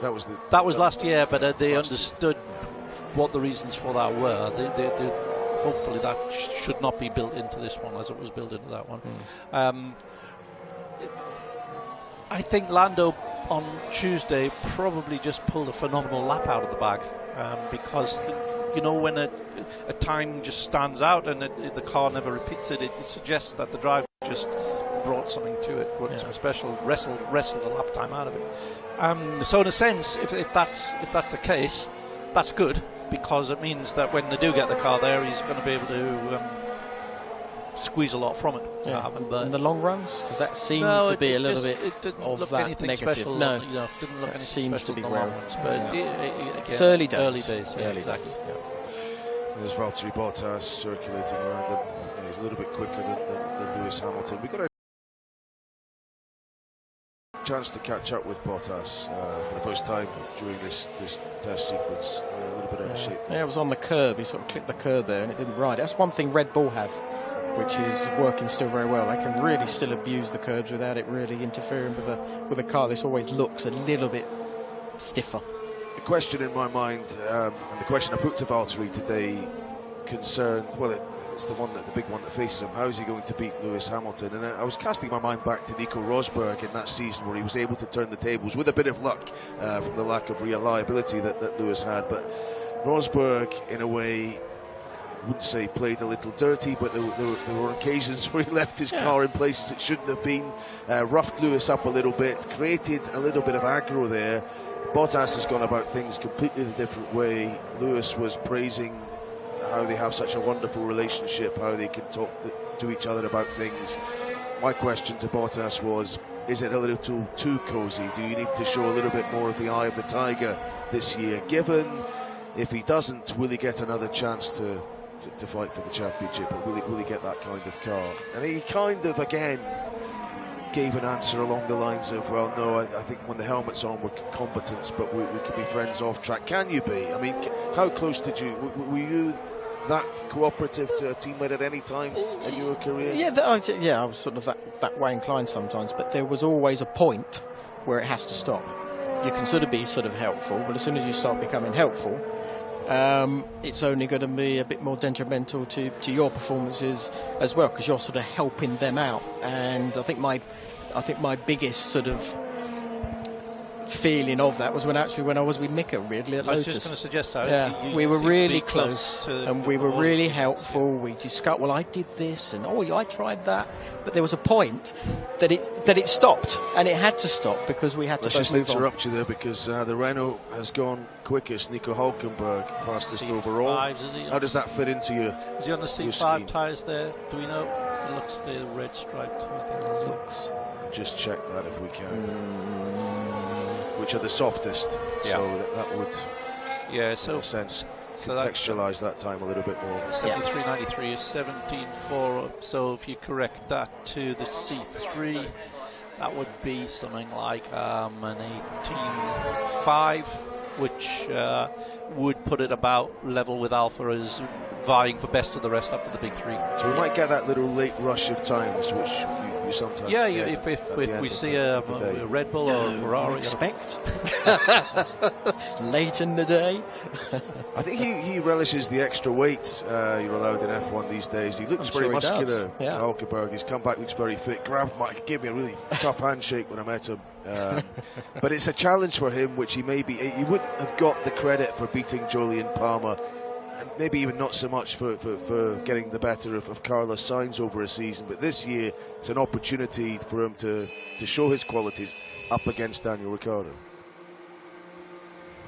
Yeah, I mean, Daniel's arriving there, the seven-time Grand Prix winner. Nico's there as somebody in 8 years of trying still to get his first podium. I think that's fact it is that's the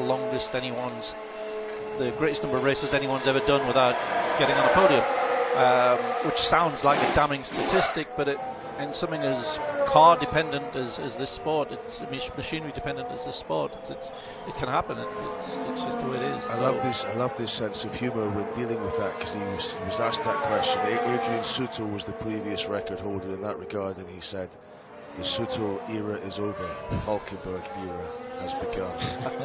It's very funny. Anyway, let's take a break from the action on track. Let's join Natalie Pinkham, who's in the paddock. Okay, you find us at the back of Red Bull amongst all these tyres, which inspired me to want to work out a few tyre sums with my friend Harry here. This is Harry Hayne of Red Bull Racing. So, let's have a look at this. 10 sets of tyres per day for one car here at testing. So, 20 sets per day per team, which works out as 40 sets times by 21 races, and that equals 840 sets of tyres per team through the season. So if we times that by 4, obviously 4 tyres per car, that's 3,360 tyres. Oh yes, you've got to factor in the other tests. Another one here in Barcelona, Bahrain, Silverstone and Abu Dhabi. So that's another 160 tyres. That makes 640. Are you still with me? I hope so. I'm not sure I am. So 3,360 tyres plus 640. That works out as 4,000 tyres per season per team. If we times that by 20, the amount of teams in the paddock, that's 80,000 tyres per season in the whole of Formula One. And my pal Harry here has to wash them all. Well, at least the Red Bull ones. Watch out, get out of the way. I never tired of tyre gags, but I have to say there was an interesting bit of gossip circulating, and a couple of sources told me that there were some concerns about the tyres on the first couple of days here, and the story I was told was that on the way from Turkey to Barcelona, as they were transported, possibly in Romania, the very cold temperatures had somehow upset the compounds, or the particular molecular construction of these things, which is absolutely very, very complicated, and that there had been very fine cracks detected on the first day of testing. I went to Pirelli with this, and they said no, there's no problems. But I don't know, did either of you two hear anything to that effect? I heard it from you, Craig. Yes, that's all I've heard it from. No, there's clearly nothing wrong with them. I mean, they're clearly fine. They seem to be fine. Well, all I heard, this sort of ultra-polished version that they've sort of brought this year, as opposed to iron out all the imperfections that was sort of there before. So we haven't seen any issues, so I suppose everything's okay. Otherwise they'd be blowing out all over the shop. And they haven't, which is good. Yeah, haven't heard it, no. Well, I suppose it's the one thing that, again, mitigates, which we have to factor in, being quick with an ambient temperature of 14 degrees or 10 to 14 degrees. You have to take it with a bit of a pinch of salt, because it's going to be very different when we come back here in the season proper. Yeah, but it's better than it has been the last few years. It's snowing last well, year. Yes. I mean, we have run these tests before at 2 and 3 degrees of track temperature, and it's very, very unrealistic representation of what you get when you get to Melbourne. This isn't, so far away. Obviously, it's quite a bit colder than Melbourne's going to be, but they're getting the tyres into the correct operating. Are we going to get window. 2 pit stops per race? What's the target? They always say the target is to get it to 2 stops, and it always ends up being 1. Yeah. Because it's quicker to just not push the tyres quite as hard, and you'll lose less time that way than you would lose doing the extra pit stop. So if they make the tyres a bit softer, try to make that not happen. The drivers tend to just back off a little bit more than that, and it's still the threshold where one strategy becomes faster than the other one. It doesn't quite switch. So I'd be surprised. Yeah, and I think the tracks rubber up sometimes a bit different than they expect as well, so that sort of changes their whole strategy. Yeah. Well, Renault sit on top of the pile, and young Alex Albon is next top there. I wonder if we could just pause and think about where Renault are on their journey to try and get back to the front. It's an interesting setup there. They've had all that turmoil at the very highest level of the company with Carlos Ghosn leaving the scene. They've got Marcin Budkowski, who's come in controversially from the FIA, who was absolutely furious with me when I went to see him, because I was the unfortunate reporter doing the rounds in the pit lane, and I think it was Singapore or Japan on the day he was appointed. It was pouring with rain, and he was the only thing to talk about his controversial appointment. He said he was watching it with his mother in Switzerland, and she was horrified that he'd suddenly become this kind of spy figure that everyone was getting very upset about. But there's him, there's Cyril Abiteboul, they're putting money in, and yet they've come here a little bit short of parts, it seems. So how does all that... That's just the standard... That's what Alain Prost said himself. We don't have the parts to do exactly what we want. Yeah, but I mean, that's just the standard rush to get all the latest developments from the wind tunnel and from CFD made. You could easily make it so you comfortably got here with all your parts, but there wouldn't be the latest parts. So. But as you say, you know, Mark, that there will be a design that will be sort of rubber stamped maybe on the Monday. By Tuesday night, that will be old, and then they're going to make the new one. So there is so much and speedy change going on that it doesn't always quite work out when you come to the first day of a test. It might turn up today, for example. And I mean, we did a little tour there pre-season. Cyril took a few of us around, and they have invested an immense amount of money in the new facilities. The expansion of it, and there's lines and lines of rapid prototype machinery and milling machine. It's just the departments are 2 and 3 times as big as they were 2 years ago. It is on the way up, and they say their target this year is to reduce that lap time deficit to the big 3. They got wider last year over the course of the year. Yeah, it did. Yeah, but to reduce what it was in 2018, whilst pulling away from that B pack behind, and I think that's a realistic target. And it's I think it'll get fast tracked a bit with having the impetus of Daniel arriving there. I think that will just add a bit of energy in the whole process. Well, Alain Prost spoke very poetically about the marriage of French flair and British pragmatism between Viry and Enstone. The emphasis, I think, in this winter has been on the power unit, hasn't it? Does the chassis, in a sense, have to catch up? They've made good gains with the power unit. They're bigger gains than they've made in all their time in this hybrid formula. Just a quick, I want to pick up. See the back, the struts. See the shiny struts that appeared there. What do you think of those? Yeah, it looks like they've spoke about them a bit earlier on. Yeah, I wonder if there's some sort of weakness and something's been cracking on the bodywork or something like that.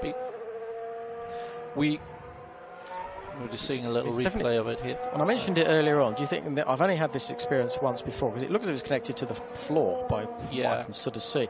You know, there's been these sort of rumours of this sort of vibration from the Honda engine going on. Now, I just wonder if, and I've had this as a one experience I mentioned before with the diffuser when we had the big diffusers in the early 90s, where when it was having an issue where it was sort of, the attachment was sort of not quite sort of happening, and then it was actually flapping.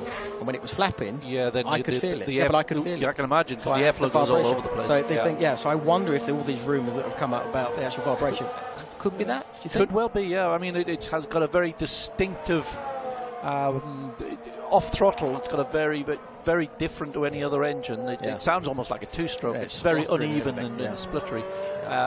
Yeah, it could well be. But if you recall, last year they had problems with barge boards were cracking, and they had to put a big sort of Heath Robinson sort of support on it then, just for to get them through the test, and then they come up with a proper fix a couple of days later. So I doubt very much whether that'll be staying on the car. It'll be all beautifully integrated by Monday of next week. Can I ask a dumb question? Why the rain lights on? The rain light on. Is there a rain light on, is there? No, it's not raining, everybody. No, it's definitely not. The flashing light on the Toro Rosso. The green, it's got a green hue. Oh, that's the green. It's an Albon. It's just the harvesting light. It's his is green because he's a rookie. Harvesting. Yeah, he's the green is the rookie. Yeah. The flashy red is the sort of the harvesting bit. I thought the rain light was on. Yeah, that's what I'm saying. It's not starting to rain out the back. It isn't. Yeah, Kevin Magnussen this year. I mean, he was talking. He was optimistic, but a little bit world weary of continually running in that kind of off out with never threatening the podium positions and so on. Yeah. Can we be optimistic he might get somewhere nearer it this year? I think it's going to be tougher. I think it'll be harder. Yeah, I agree because Renault have made. I would expect Renault to have made gains. What's Racing Point going to do now that it's properly funded? I would think it's. Sergio Perez was talking about wins not being out of the question. Wow, that's what he said. I admire that spirit, but yeah, exactly. But, he got a podium in Baku last year, didn't he? Now his is. I mean, I always look at his record. Is it 7 podiums? I think he has. Yeah, he's very good at bringing the car home and looking after the tyres and just managing his race. He's not absolutely the quickest guy out there, but he's quick enough, and he does manage a race very well. He's the perfect driver for a team at that level of spending. What is it? The modern Prost. Well, maybe, yeah. Professor. Yeah. He was very good at. The B team professor. It's not what you want to call yourself, really, is it? But there you go. No, don't. You have. Yeah. But he does, you're right. That's what I do like about him, because he likes to feel what's going on underneath him, and then he actually has the ability to apply a change of his driving style. So it's nice to see. Will we see him in a big team? You never know. If he has a good, strong season this year and the window's open at the right place, you never know. Opportunity came, I suppose, maybe too early, McLaren. Perhaps, yeah. And at a time when McLaren was... we didn't know at the time, but it was at the start of its decline. It's trying to pull out of now. Yeah. But I like him. Nice guy. Lovely family. Yeah, I suppose getting back to Sergio's situation, that bad news, isn't it, about the Mexican Grand Prix? Having its government funding cuts, and they'll need to find another solution to that. It will be something that Formula One Group, Liberty Media, will want to keep on the calendar if they can, but it just seems that their issues in terms of circuits are becoming even more tough for them. They've got 4 still to negotiate ahead of next year, and then that almost duel in the crown now. But there's also some news this morning about Austin as well. So it's a double thing. I think that was more they didn't get the money from last year. Yeah, that was more a bureaucratic issue. Or something wasn't filed in time. Or? That has cropped up before, I think. It has cropped up before, right? Yes, and got the money. But clearly they're on a little bit of a tight budget. Yeah. But Mexico, yes, the popularity of that race has been brilliant. The Mexican fans themselves love their motorsport as a whole. It's lovely that they've got sort of Sergio there. It hasn't quite sort of happened as far as getting that sort of podium for them. But it would be a shame if that backing pulls away and then we lose Mexico. I hope not, because I think the track itself, it has conjured up some nice, interesting events. To be honest, races. It does produce a good race. Yeah. Both out on track. There's not that much longer to go. I wonder who's going to squeeze in something which will maybe completely throw to one side all the reflections and deductions from what will it be a Ferrari? Doubt it. Will it be a Merc? Doubt it. Will it be a Red Bull? Doubt it. Could it be one of the rest? Possibly. They're always going to be the ones that might throw it. The young guys, you would hope, will get that opportunity of having a little go on a lighter car with some fresh tyres, just to have a bit of a better understanding of what the car actually does, because this track in some regard is similar-ish to what we have in Melbourne with these long sort of radius sort of open corners that we have here. Melbourne is a little bit of that as well, so it'd be nice for them to feel it. Hopefully they're given that chance. Yeah, big year for Nico Hülkenberg. He's admitted as much himself that it's career-defining in a sense. I suppose most years in F1 are, but he's at the end of his Renault contract this year. He's up against, as Mark's been observing, a proven race winner. suppose to extend his time at the team, he needs to at least be a match for him. Oh, absolutely, yes. And the maturity, I think, in the last year or two actually has been probably the best I've seen him drive. I think what I liked was we got Carlos pop into the cars in Austin, did a good job, really did sort of push him. And he was sort of there to the end of that season, more or less. And then it seemed to be through that winter off-season that he raised his game. He came back and he strong. seemed to come back much stronger. So I think that's obviously a positive for him, hopefully to use against Daniel. But it's going to be tough. But that's part and parcel of, you know, where you are in a career, but within a team at a certain point. So Yeah. it's going to be great to see how they work out. 6 times last year he won that unofficial Class B section, and it wasn't the quickest car 6 times, so he over-delivered, I feel. Yeah. So yeah, be very interesting. Obviously hugely motivated, but I don't think Daniel underestimates the threat that Nico represents. Yeah, if you do racecraft, sorry, Craig. If you do racecraft with both of them, Daniel, we know it's that sort of lovely, sort of, you know, last ditch attempt down the inside, which he normally comes off. Nico's very good as well, but it's just in a very sort of different way. It's something you sort of miss it in many respects, but his actual racecraft is very, very good, very consistent, and he's a guy that you can rely on as well. Yeah, and of course he has a pole position and another front row, I think, as well. So he's a good qualifier. It's going to be a good qualifying battle this year. But he has now stopped on the track, so something's up there. But you're just saying he was very reliable. Well, no, he, not the car. He. Right. Fair enough. They've That had was a a not cheap shot. bad.